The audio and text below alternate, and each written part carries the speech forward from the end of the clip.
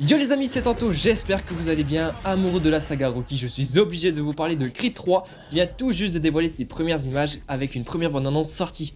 On va faire le point sur tout ce que l'on sait et on va en parler ensemble. Attention, potentiel spoiler sur tous les Rocky et les deux précédents Creed. Vous êtes prêts? C'est parti. Ok, déjà le film sort le 3 mars 2023 aux États-Unis et le 1er mars 2023 en France au cinéma. Pour la première fois de sa vie, on retrouve le protagoniste principal de la trilogie aux côtés de la réalisation du film. Je parle évidemment de Michael B. Jordan alias Adonis Creed.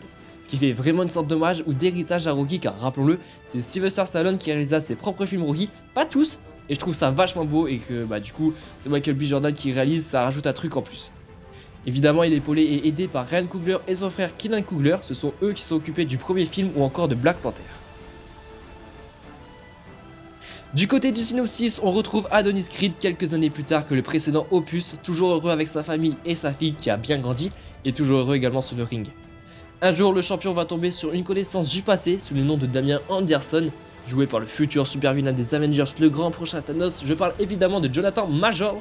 Sortant de prison, il va être aux côtés de notre héros, mais je pense que comme dans Rocky V, ces deux montagnes de muscles vont imposer leur rivalité sur le ring, faisant donc la conclusion de la saga Rocky et de la trilogie Creed. Comme je l'ai dit, Michael B. Jordan joue et réalise dans le film.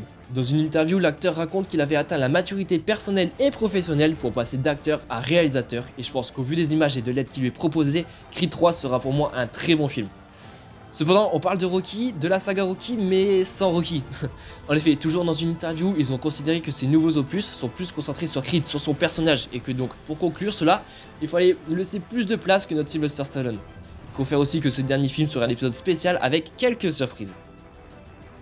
Bon, pour moi, la première surprise, la première chose qui me vient en tête serait que Rocky fasse un caméo. Je vois absolument pas conclure la saga Rocky sans que Sly fasse une apparition. Ensuite, la deuxième, on le voit dans la bande-annonce, on va retrouver le premier antagoniste du premier film Creed, en mode revanche pour ce film-là, et ça, c'est vachement cool, je trouve. On sait également que Drago, ou tout au moins son fils, sera également présent dans le film, donc si avec tout ça, on n'a pas un bon film, là, je comprends pas.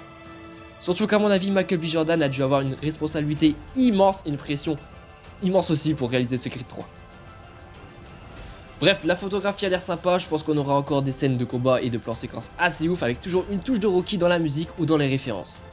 On peut noter peut-être pour trouver un point négatif dans le film, le fait répétitif que le protagoniste aille sur le lieu du méchant pour justement se préparer au pire ou pour essayer de comprendre, mais bref, on s'en fout. Ce combat face à ce monstre sera titanesque et beaucoup plus profond et personnel que ce qu'on pensait. Donc ça va être trop cool et on va en reparler d'ici là.